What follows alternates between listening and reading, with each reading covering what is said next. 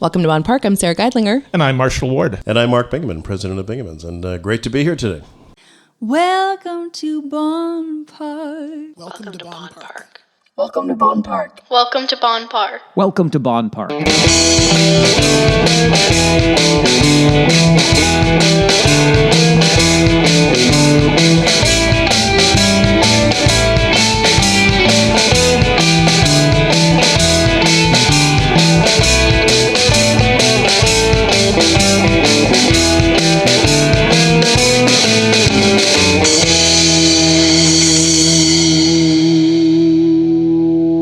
We've got big news. Do we ever? We have a brand new website. And so many amazing things to check out on it. BondPark.com. What can we find there? You can listen to our episodes right on the site. You can check out the Bond Park community blog. You can find out how you can partner with us. Oh, and the shopping. We have so much fun merchandise. I'm going to buy myself the I'm the Marshall Ward tote. Me too. BondPark.com. Check us out. So, Mark Bingeman, thank you so much for joining us. We're so excited to talk to you. I do say that about everyone, but I do mean it. We want to get to know you. I've been a patron of Bingemans for many years. I've from a kid going out there and enjoying all the mini golf and camping and all that kind of stuff. And I know Marshall is a huge Screampark fan. I sure am. We'll talk about Screampark. But Huge is an understatement. What's the gargantuan Screampark? You should be on the posters. You should be the guy out front flipping the arrow like Screampark here. If Marshall's house at Halloween is any indication of his love for horror, like I've seen you out there with the bloody butcher's apron and the pretend chainsaw and my kids wouldn't even go close to your house even though they knew you when we were little. Yeah, when you're caught sleeping amongst the props. Yeah, we spend weeks decorating, so you can imagine what it's like for me to go to Screampark and just be in complete awe of it. I wanted to share, I think my earliest memory of Bingemans is the late 70s. We were going to some kind of family gathering, I guess in Bingeman Hall, and my mother was promoting it for weeks, talking about how we're going to a smorgasbord at Bingemans. And it just sounded like the most amazing thing. Yeah. Something out of Looney Tunes. Yeah, right? And it lived up to exactly that. It was just back in the Berkeley Room days. Yeah. Oh, the Berkeley. Sorry, that's what it was. The Berkeley Room. Yeah. That's right. We're gonna have a smorgasbord in the Berkeley Room at Bingemans. And it just sounded like the most incredible thing. And it was out of town. Yeah. The drive was forever, felt right? Long. Yeah. And it was so elegant and beautiful. And I had never experienced a buffet as a kid before. So this was incredible. And the tables just seemed to stretch on for miles. And the most amazing food. Anyways, I can't hear the word smorgasbord without thinking about transported back. Yeah, the Berkeley Room. Yeah, that was all part of the appeal back then. The Berkeley Room actually started down across from Rockaway Gardens. That was a freestanding restaurant that we ran. My father was actually the manager back there, and that's actually where he met my mother. Surprising. So I know that your dad's name is Lawrence, and what is your mom's name? Jane. Perfect, Jane. So they met here. This is the beginning, the inception of the whole legacy of what the Bingemans are up to, or what? Oh gosh, no! Long before then. Okay. It was, so the property where we're at now, at the people know as Bingemans, was actually my grandfather's farm. Right on the Grand River there. Correct. Mm-hmm. So he had built his. They used to live actually at Scott Street, down past where depending on the chronological time of things, where the old bus terminal was, not where people think of it now or where it was, but way back when, kind of by Market Square. Mm-hmm. And then he and my Marshall and my grandmother Irma built the house that was on the top of the hill that most people would remember coming across the railway tracks, going past the barn, and then past this house and down the hill. So he was a veterinarian by trade, and did all sorts of items. He inspected the cattle for Jam Schneider at the Schneider's plant. Did a lot of shorthorn cattle trading. In Chicago, and did all sorts of entrepreneurial items. So really, the entrepreneurship really started way back with my grandmother and grandfather, and then things have just progressed along, exponentially. I'll say. Is it alright if I say this? It sounds similar to the story of the Schlegel family. I was thinking that too. The St. Jacobs Farmers Market. Yeah. What we learned about creating a series about the farmers market was that I didn't realize this, but it started off incredibly small, and it stayed small for a long, long time. And it was actually decades before it kind of really became Canada's biggest agricultural year-round farmers market.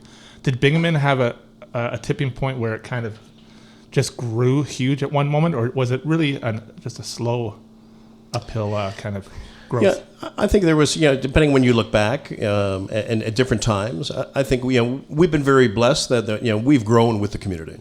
So as the community grows, we've been growing, and we've got different facets. A lot of people know us for camping. A lot of people know us for the water park. A lot of people know us for our catering and those types of things. So different people know Bingemans from depending on the experience that you've had. And you were talking earlier.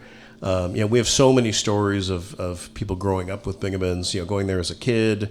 When roller skating was really big, and we had the roller rink there. Just so many stories of people meeting their spouses at Bingemans. Work stories. Everybody, kids having their first job there. So it's a really unique experience. And I would say over time, depending on what's gone on in the environment, different aspects of our business grew, and sometimes grew very quickly when we added the water park, and that started with just some water slides, and then went, with no, uniquely with no grand plan at that point in time. Started with some water slides because my aunt and uncle, my father thought it would be a great attraction and a great thing to do, and then just grew from that. So there was no master plan of creating that water park. It just now, years later, we go back and kind of knit it together and start adding things around. But that really was the entertainment. When we added the uniquely, most people may not know the story, but our mini golf courses was actually a project for Mike Malloy from Gaiman Malloy when he was going to University of Guelph, and that was part of his project. So Lawrence and Jonas and Esther, before we started recording, we were talking about how small this town is, and everybody knows each other, and that is such a funny connection. So when that was created, that was a major entertainment draw. There was we had a large patio beside it with a big bar set up, and again, as things change and grow, things develop differently. On our amusement side, when we had added Funworks, which was more pushing and getting to more year-round entertainment, and part of that was driven by we wanted to upgrade a lot of areas of the water park, and we needed more washrooms, we needed better concessions, and all these other items. And when we looked at the cost of that for a 3-month season, it didn't really make sense. So then we'd look for, how can we create a business that has cash flow year-round to make it sustainable and ultimately drive more business, and that's how Funworks was created.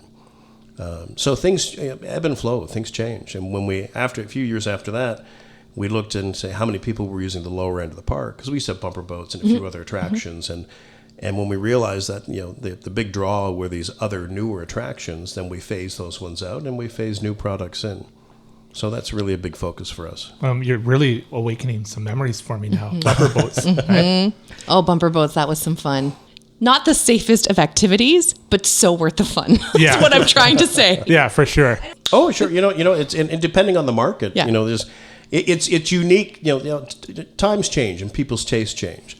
So all of a sudden, and I think that's been part of our uniqueness. We always try to be relevant to what consumer demand and consumer desires are. And sometimes, roller skating was huge, and back in the day, and it's coming back. And we saw that back at the market. Yeah. Unique. We've had some calls. Hey, are you going to bring back roller skating? And I'm not sure we're there yet. But it's just so important in every aspect of our business to stay relevant to what consumer demands are. And times do change, and who knows? There may be a full recourse of coming back to things, and with all the new products coming in, like. Virtual reality, augmented reality activities, immersive entertainment. We've gotten into immersive entertainment in a big way, and are going to continue. So it's all about keeping relevant and providing all of our consumers, what they want. And consumers change. Uniquely, we cater to from the age of 2 to 92. Mm-hmm. So. My neighbor is Lori Schell. Works at Bingemans, and I've told Lori. So if my family has played 30 different escape rooms, not 30 different places, but 30 escape rooms, the top 3, without any question, are the 3 at Bingeman Escape Works. Thank you. Yeah, they are on a whole other level to any other escape room I've played, and every part of it's 5-star. Like the fun factor, the environment, the immersive environment. They look like Hollywood movie sets, right? Precisely, yeah. The right amount of challenge, not too hard, not too easy. They are perfection. So I'd love to know, how was Escape Works achieved? How is it that you have, in my opinion, the 3 best escape rooms I've ever played? Well, I appreciate that. It's so again, we're always looking at what are the new trends, what are people wanting. Some trends are just that, trends. They'll be good for a season or 2 and then drop off. Those are things we try to stay away from because again, there's a fair amount of investment in these things. So you have to weigh out what's the investment, what's the payoff, and then at some point in time pivot into something else, because not everything is meant to stay forever. So we had been watching escape rooms for a while, and then we decided, okay, this is probably something. We've got some square footage that wasn't producing revenue to the level that we would like to see it. So we said, okay, here's what we've got. What are we looking at? And then we went on a search. Really, and I'll say in the entertainment business, amusement business, it's a worldwide item, because once you get in there, it's a small community. Believe it or not, throughout the world, there's producers in certainly throughout the U.S. And Canada, but Australia is a big player in the escape industry and all those different types of items. And I appreciate you mentioning somewhat like Hollywood set type, because we wanted something different and unique. We wanted completely different experiences. So we've got Sorcerer's Study, the airline piece. And then Shafted, and where Shafted you actually feel like you're in a real mine. In my opinion, I think Shafted is the best. I know a lot of people say Sorcerer's Study is their favorite, but to me, from an immersive standpoint, and we did the homework. We looked, and because we were in the haunted attraction business as well, we understood the electronics and all the different components of that. So our team they really picked up on that really quickly, and we really enjoyed the vendor that we chose. We asked for some changes, and they were great to work with us, and that's how we got started. So I'm going to backtrack a little bit here.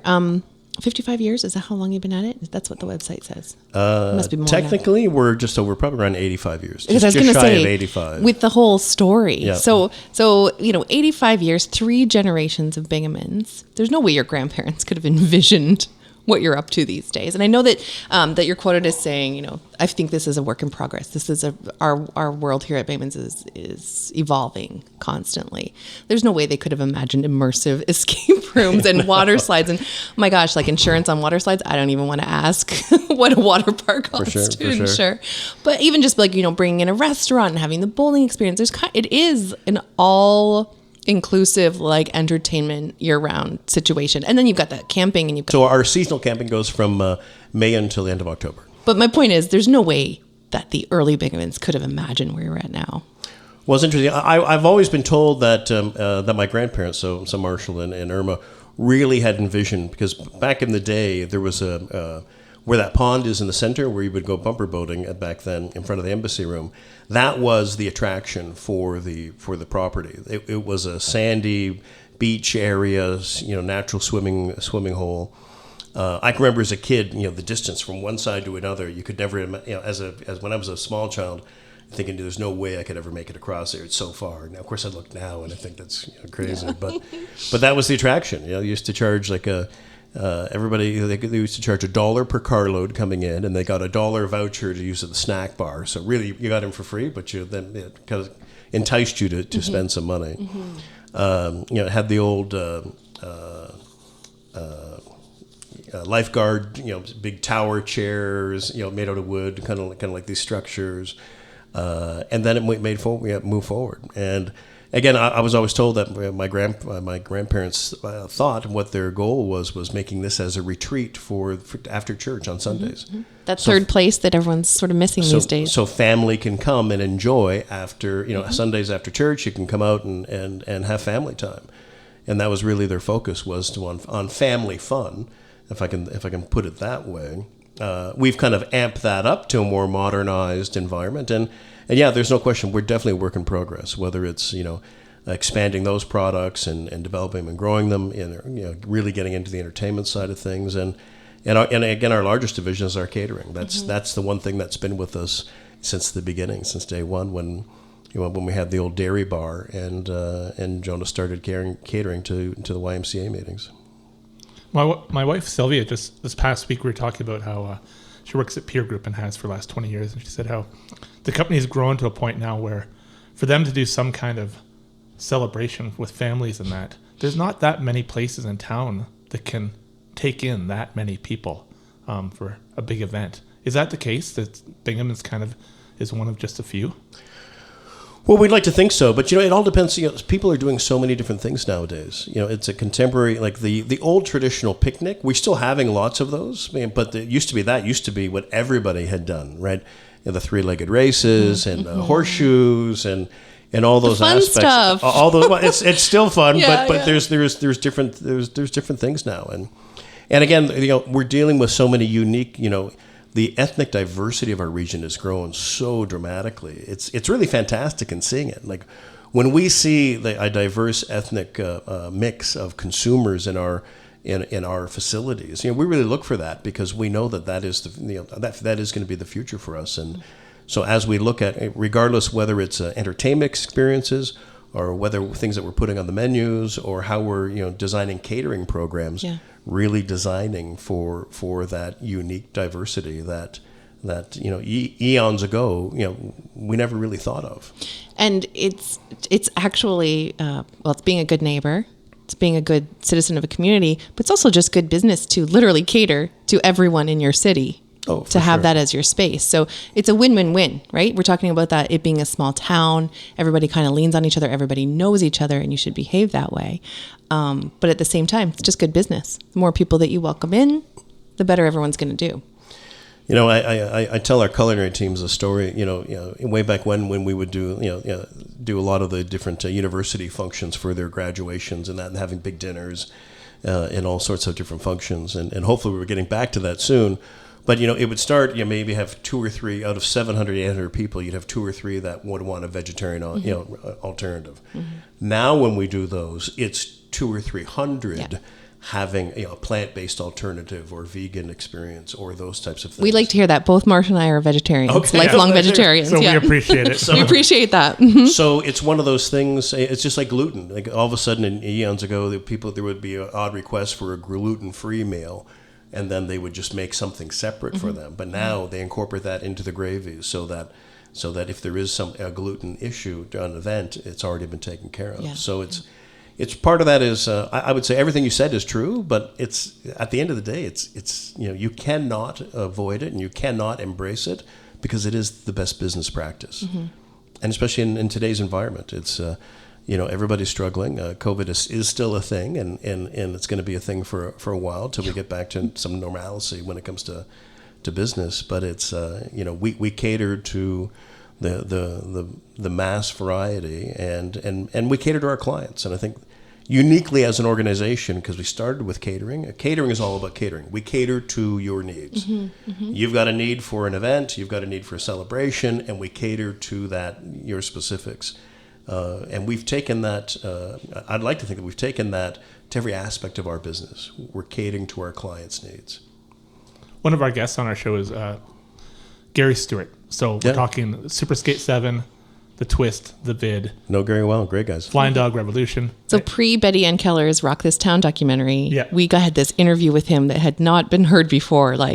What did you do and what were those times like? Yeah, so we gave us an amazing hour of just the oral history of that family, right? The Humphreys and Gary Stewart. And anyways, what came up in that, and also Betty Ann Keller's film, Rock This Town, that Sarah and I saw, is Bingemans. Bingemans comes up over and over again. And there would have been a relationship there between University of Waterloo and Bingemans. Iggy Pop would have played Bingemans. Lots of bands played Bingemans. A lot of people don't really realize how involved we were. So Betty and Joe, still great friends of ours, and hats off to them. And I haven't seen the movie yet, but I definitely want to. I definitely want to see it. And crossing paths with Gary and Sue Stewart. There's back when there was roller skating. Remember the Stampeders were playing and these live bands during roller skating, and then bringing out Max Webster back in those days, and they were playing in the ballroom and all sorts of different events going on.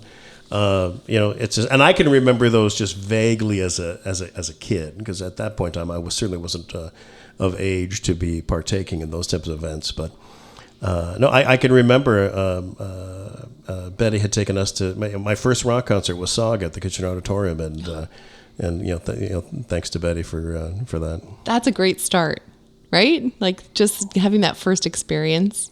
And for us, rock music, we talk about our first concerts often, right? And what that experience was like. It stays with you forever. Oh, for sure. Yeah, absolutely. So what did your early, let's say your 20s, what did they look like in terms of what were you doing at Bingemans? How involved were you, and what did your own growth look like there? Like, I mean, at some point you would have become a creative thinker and began to surround yourself with other creative thinkers. And what did that look like exactly? Or did you start off by washing dishes or something? I don't know. Well, in our family, everybody had a job. Early young, I can remember just as a young kid, it was. My father had us picking up garbage, so it was $1 a bag, and the bags were these really big ones. So thinking back now, I think, wow, he got a real bargain out of us back then. But then I ended up working in the kitchen at the Waterloo Inn. Okay. I was a dishwasher there for God, I can't remember how long. And I remember it was before I could drive. And I remember I was washing dishes one night. I always got the late shift because I think the kitchen was open until 3 a.m. at that point in time, and I got stuck with those shifts. And one night the cook didn't show up, and I had, obviously because the kitchen's a small place, you get to know everybody, and I had taken a shine to that, and then I ended up being able to cover when that was done. And my boss at the time actually was Lee Risha. This promoted me up, and then I became a short order cook. But you fast forward through all those types of things. When I'm in my 20s, I was actually I went to Michigan State University, so I was gone for a number of years. So I did 4 years of university in Michigan, and then after that, actually left and went to work for Hyatt Hotel Corporation, and worked in I was in Boston for a short stint, and then Atlanta for 4 years before coming home. We're going to take a moment to hear from this episode's sponsor. Ever wondered what happens inside a black hole? Or what quantum mechanics tells us about reality? Curious about how the universe began or how it will end? Feed your curiosity with Conversations at the Perimeter, a science podcast from Perimeter Institute for Theoretical Physics. On each episode, we chat with a different scientist about the grandest questions in the universe, from the quantum to the cosmos. Geek out to Conversations at the Perimeter, wherever you get your podcasts. And now back to the show. My brother said to me, he said, clearly the Bingemans are there because they love what they're doing. He said they could sell that property and you wouldn't have to work again a day in your life if you sold it. But clearly you're there because you love what you're doing and because you're community builders. Well, I don't know about that. Listen, it's there's no question, and you hear this. This is preached, so many times, and I've heard this so many times, and luckily I've been able to live it. You have to do what you love, because otherwise it becomes a job. Yeah. And a job then can lead into some negative areas, depending on how things work out. So there's no question. I can remember, I remember my parents when I was working in Boston, and again there was a late night, and I was in convention services setting up the ballroom at about 2 a.m. My father walked in, just to see the ballroom, and he said, "What are you guys doing? Why are you working so hard?" He said, "Why don't you work this? You're working this hard for somebody else. Why don't you do this for yourself?" And at that point in time, wasn't even at a time of even close to coming home, but it was unique. You work hard because you get satisfaction out of doing a great job. You get satisfaction out of seeing your fellow staff and workers grow and develop further, and we get a lot of an incredible amount of satisfaction of seeing people happy. And then hopefully by doing a great job of that, people reward us by coming back more often and participating in a lot of the activities that we have. So living and working in this community for so long, I know Bingemans has a huge CSR initiative. So you're giving back to the community on a regular basis, and I can pull up your website and read it off, but why don't you talk about some of the ways that Bingeman gives back? Yeah, it's we do a lot we actually don't talk about, just because it's we really believe, again, the community has been great to us, as I mentioned earlier, that we've grown with the community and we continue to grow with the community, even in all aspects, in all of our divisions. We moved into, for example, Cambridge with Kingpin Cambridge, and seeing that product grow, and that'll grow even further as we move down the road. But we do feel that we have a responsibility to the community to give back, being my involvement in different organizations to help out. some at different times financially when we see it's appropriate. There's financial donations that we do, and just reaching out, when there's different needs. We get so many requests, and certainly before the pandemic had come, we would try to just answer or provide something along the lines. I think in kind, I think we were topping out around 450,000 of in kind goods that we would provide to different groups and different activities and things going on. Unfortunately, during the pandemic, we really had to, and the pandemic was very difficult because everything. The pandemic hit most of all the aspects that we were about. People coming together, people doing things together. So no question challenging. So we've pared back some of that now, but we're actually going back into that slowly as we're coming out of it. So it's whether it's food challenges and food donations and those types of things, and our culinary team has a food diversion program to be able to, so that when there's events that going on, if there's things left over, to make sure that those don't go to waste and can get out to, and if they can't go to different agencies that maybe not working on the weekends, there's other avenues that we can get to for people can utilize that, because that's part of our responsibility. We like to hear that. Definitely our involvement with the social school, social studies program at Laurier was a big deal, because that's part of, we're about families. Our revenue base comes, a lot of it comes from family entertainment and family things. So whatever we can do to help support families and kids is certainly a big deal for us. I'd really like to hear about the creative growth of Screampark, which I am so... You just wanted to get it was only... I was going to get you there myself, Marshall, but it was only a matter of time before Marshall's like, okay, I'm here to talk about what I want to talk about here, and it is the first time Screampark. The first time I did Screampark, I came out and all I could muster was an awestruck wow. And there was a long period of silence as we walked to the car. He's not easily scared. No, I was scared for sure. And we got to the car, and then we talked about it all the way home, and then we're talking about it the next day. You talk about it all the time.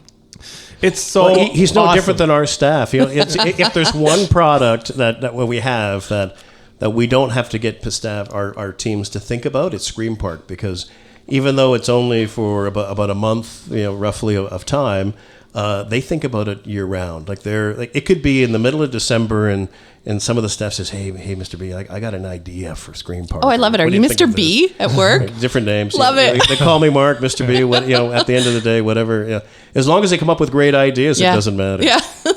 Yeah, we come out of there because sometimes Screampark. Sometimes the first thing is my daughter will say, "How did she do that?" Right, and I go, "I think she's a contortionist." Oh, no. But the Screampark from beginning to end is terrifying and so incredibly well done, and it takes a bit of a physical toll on you. It takes an emotional toll, but all in a really positive, great way. It's intense. You can feel it in your body when you're in spaces that are dark, and there's spots that feel kind of disorienting at times, but it's always safe, right? And you don't know what's around every corner. It's just I don't know what to say. It's just such an incredible experience. I can't imagine there's anything else in the world that parallels it. And will you tell us about Screampark and how you... Maybe you should. Yeah. We'll have to get you on it behind the scenes as to how they make it. But listen, on that, I have to give total credit to our Scream team. Yeah. We've got, again, as I said, we were saying in the preamble, we are so lucky to have a great team of people in all areas, whether from our culinary team to our amusement team, our restaurant teams, and our Scream team. We pull them all together. Steve, our head of maintenance, really spearheads that crew, and part of that is it's about being getting everybody thinking. Screampark is a unique experience where different things scare different people. Different people have different phobias, and we may not hit them all, but we want to make sure that we hit them. If somebody's claustrophobic, we've got those areas. If somebody with spiders or tight spaces or darkness, there's so many different things, and so the thought process they put behind that is a year-round aspect. And I say we always try to get out. I always push the guys to, some of our people go out to. There's a haunted convention every year for haunt people in St. Louis, so they go there and see what the latest trends are. You were really honoring and crediting the number of people who put that together for you. Oh, Screampark, yeah, for sure. Because it's when you're doing something you love, and the whole team is really, what can we do? How do we do it? I saw this idea. How could we, Bingemanize it this way and do it like this? And there's no question. The first thing is, and I appreciate you mentioning it, safety is by far the first item, and making sure that we want a safe attraction for people to go through. But then it's how far to the edge can we push people at different times? And the unique thing is we change it every year, which is not normal, because most haunted attractions, it's the same. You might get the same run for 3, 4, 5 years, and some just don't change. Whereas us, we really pride ourselves of changing things up. We want a different experience every year, because we know that there's a lot of the same people that are going to be coming. We want to give them a great experience. So every year we really look at to expand, and I'll say delve even deeper and more so into some to a great experience. Yeah, well, mission accomplished. That comes every year is very different. From the time of August, like you talk about it year round. We talked about that. You talk about it year round, but from the time of August, you're just like, I can't wait to see what they're doing this year. I drove past and I saw something's happening. You're so excited. And if it was the same every year, I know that you would not be as excited. Well, what happens is, so I have an enormous horror movie collection, like hundreds and hundreds. Probably and hundreds the biggest in the city. Possibly, yeah. And I watch horror movies all the time. I might watch several in a week, right? And Screampark, I never imagined that I would have an experience where I really am in a horror movie. When you go to Screampark, you are in a horror movie. Everything around you looks like you're there, kind of thing. And that's just incredible to me, that something that I've enjoyed my whole life on a screen can actually become this immersive experience where it's like a suspension of disbelief. I don't know how much time you actually spend in Screampark. That's kind of the magic of it too. The guys believe it or not, the guys are starting setup next week. Yeah. Amazing. Yeah, you'll see Marshall peeking over the fences. There's so much. Just when you think, in fact, just when you think it might be done, you realize later you were only at the halfway mark. There's still a lot more to go, and I never want it to end. Well, it was interesting with the pandemic and us using the lower end of our property now out back. Like that has just opened up a whole new storyline of opportunities that we always had, but we never really tapped into. In the pandemic, because we wanted to have a major component that was more outdoors for people to feel comfortable and those types of things, but now it's just the future ideas that the team is working on is something unreal, and I will definitely say we're certainly looking to incorporate some AR components as well, so we can again be more modernized on some, not all the way through, because listen, at the end of the day, a great scare is still a great scare, but. I also have to give credit to our, not only the staff that are setting it up, but all of our actors that are working it, because it's the horror junkies that are out there, they love what they do, and there's nothing better. When the counts got so high, we stopped putting the chicken count out, but. When different people were they would be so excited when they got somebody to chicken out. They would be high-fiving afterwards. Okay, wait, I was confused. What's the chicken count? You count how many people turn around and run? Correct. So I would probably or can't finish the house, or if they say to an actor, listen, I want out, I want out. And this is why it's safe, because they can get and then we have special exit areas to get them out. So Screampark, I love Screampark this. makes my one kid who's an adult now cry. Yeah, that kid wants to go. Yeah, for sure. Listen, there's always some pant wetting too. It's the what I say to people is what they ask me questions about it, and they say, I'm not going to be touched by anybody or performers. I always say, guaranteed you will not be touched by the performer, but that is nowhere scary as the actual visceral frights of coming around the corner and there being a person in character. It could be a woman dressed in like a bloody nightgown, and all she says is, you don't want to go in there, right? And like goosebumps, you know what I mean? And I think they should hire you as an actor. She's looking you right in the eye, right? Oh, and then you come around the corner and there's some guy, just you can barely see him, but there's something really messed up going on, right? And he's like just all cryptic, frazzle, frazzle, dazzle, dazzle, right? Kind of thing. Right? Some of the best scares, you don't even realize you're in the middle of it until it's... Yeah. So we've established this. I'm not good with scary stuff at all. Oh, you'd love it. I'm afraid of the sign that you have out front once the season rolls around, with the face. I'm just like, oh, it's coming, I think it would be an amazing experiment if we put heart monitors on me and you and we walked. Yeah, I think so too. Because I think good idea. Right? Their thing is too is you don't realize until you're in there that the person coming around the corner with the chainsaw. This isn't a chainsaw from Spirit Halloween, the pop-up store.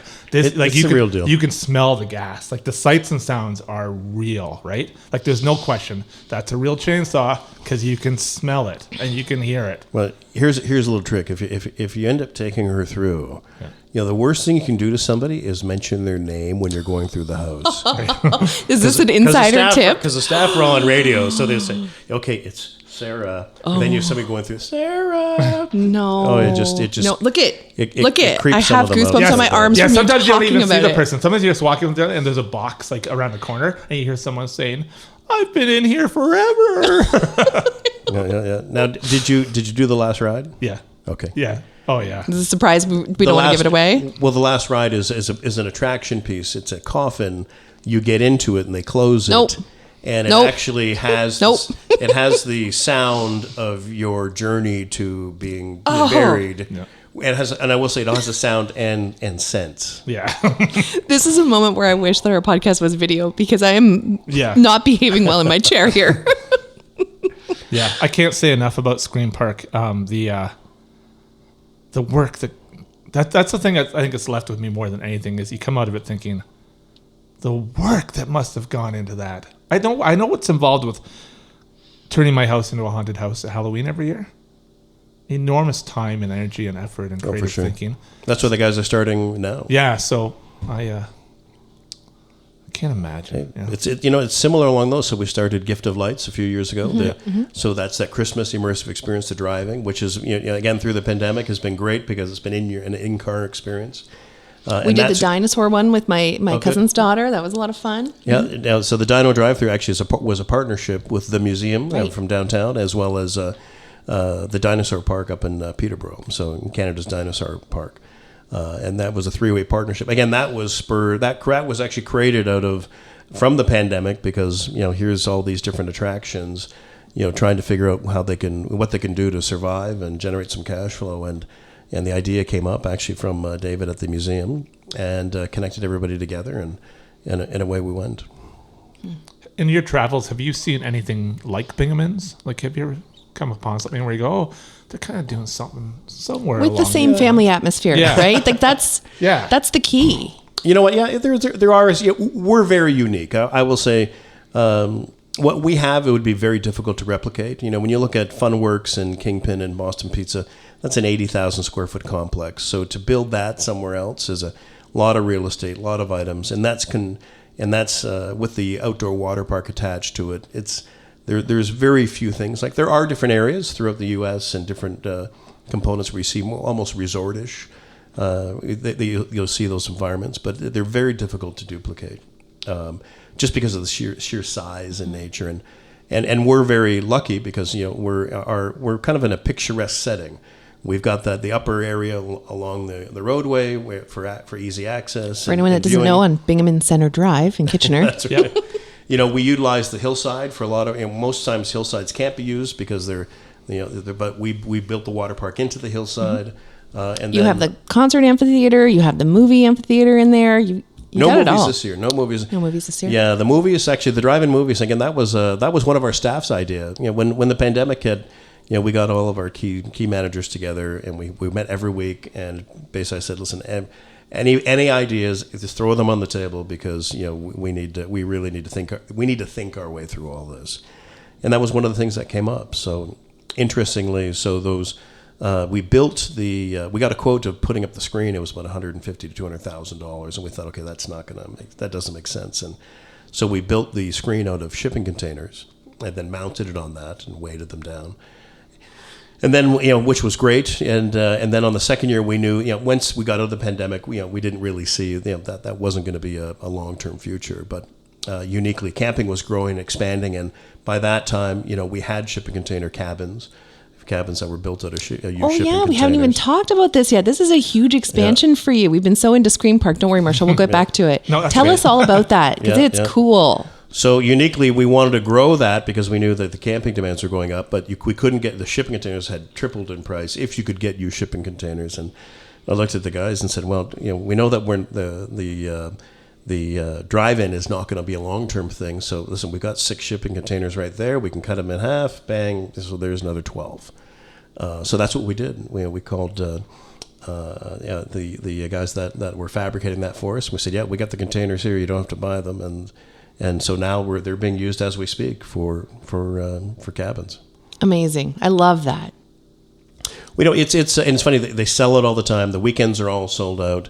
We're actually doing a test right now with a container cabin that actually has a shower, washroom, toilet model, and then see how that goes. It's a higher price, obviously, similar, quite honestly, to a hotel room, but it's right along the river, picturesque area. You can have a coffee in the morning. You can have your campfire outside, and then you've got the comforts of home. So it's the camping business for us is definitely growing and expanding.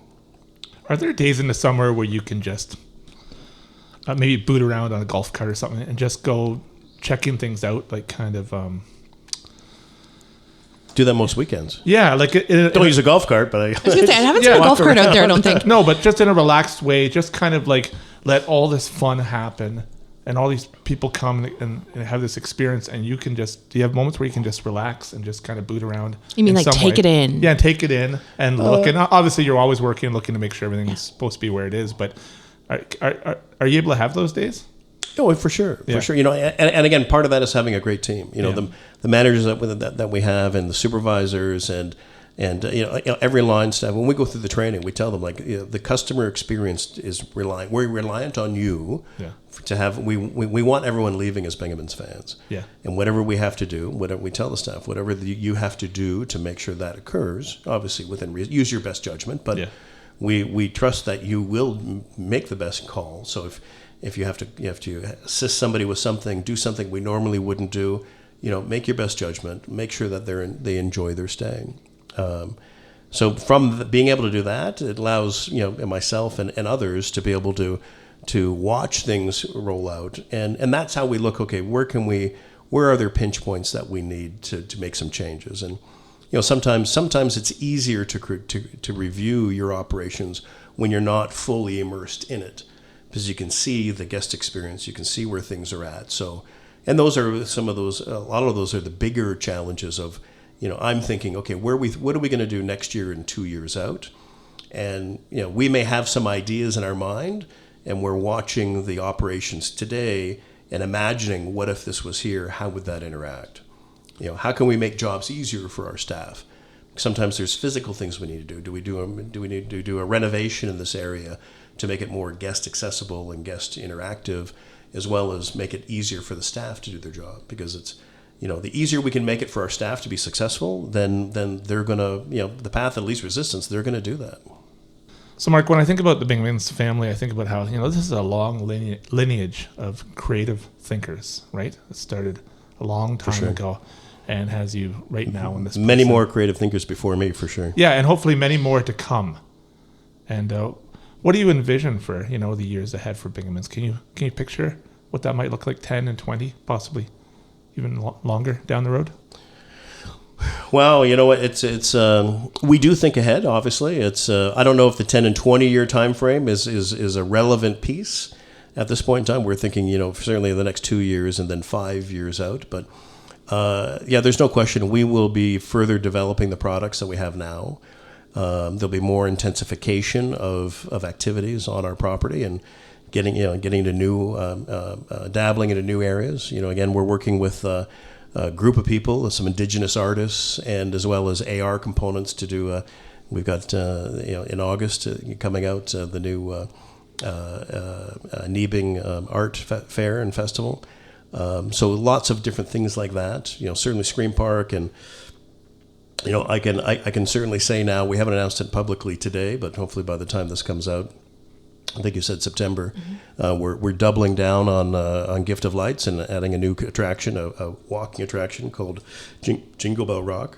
Wow! Cool. So that'll be a totally immersive, again, experience where you're walking around and just I don't want to give away too much, but it is a massive undertaking, and it's definitely going to be a shocker, I think, to our region. So more of those types of items. I think we've seen us dabbling with Kingpin Cambridge. I think you'll definitely see us growing more, maybe even outside the region, with more fun activities, and really honing down more on our catering and event divisions. Just driving. We've got a great team in there. We just got into we've always been supporting local farmers and as much as we can in different items. We're doing more of that now. We got the culinary team has just got some great, over the next 6 to 12 months, I've got some great things coming out, which our sales team will jump on. So we're looking to be even more integrated into the community as we grow, and we got a great community around us to help us grow and thrive.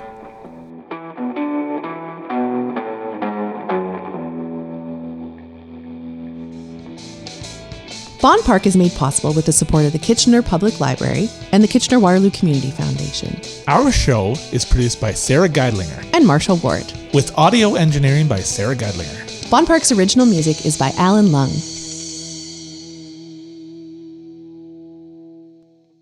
Harry, you still with us? We want to tell you about a fun project that we have. Are you ready? Yeah. We have another podcast called An Unscripted Spectacle, Wrestling with Wrestling. Here's Colin Hunter of Kayfabe News to tell you all about it. Welcome to An Unscripted Spectacle, Wrestling with Wrestling. I'm Colin Hunter from Kayfabe News. Marshall is utterly obsessed with professional wrestling. Sara is utterly perplexed by professional wrestling. On each episode of An Unscripted Spectacle, Marshall and Sara talk with a different guest from the world of wrestling. Promoters, referees, journalists, and current and past stars of the Squared Circle to talk deeply about the strange magic of professional wrestling that has enchanted Marshall his whole life. Can they turn Sara into a fellow connoisseur of professional wrestling? She'll need some convincing.